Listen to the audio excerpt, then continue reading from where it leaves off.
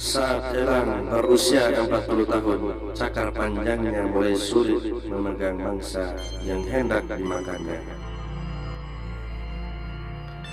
Paruh elang yang panjang dan tajam menjadi bengkok. Kedua sayapnya menua, bulunya menebal, dan menjadi beban berat elang untuk terbang.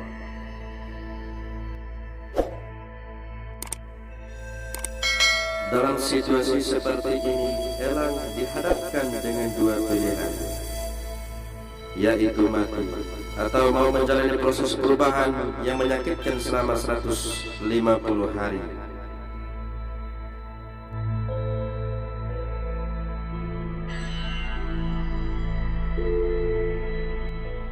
Pada proses itu, elang harus terbang ke puncak gunung untuk duduk dan hinggap di sarang.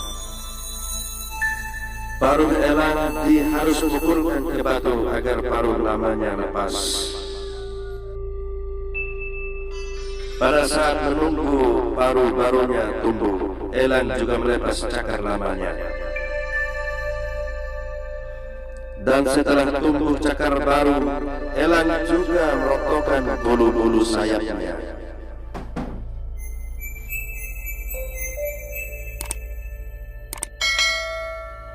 Setelah 150 hari berlalu, elang terlahir kembali dengan kemampuan terbang dan untuk hidup 30 tahun lagi.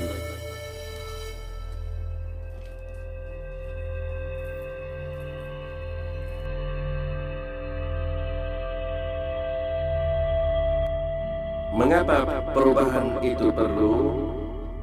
Seringkali untuk bisa bertahan dalam hidup, kita harus berani melakukan suatu proses perubahan.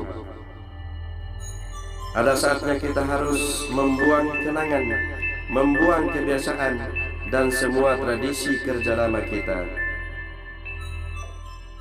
Karena dengan terbebas dari beban masa lalu, kita akan banyak mendapatkan manfaat. Berani melakukan perubahan akan menunjukkan bahwa Anda memiliki mental sukses dalam kehidupan ini. Selamat menjalani proses perubahan.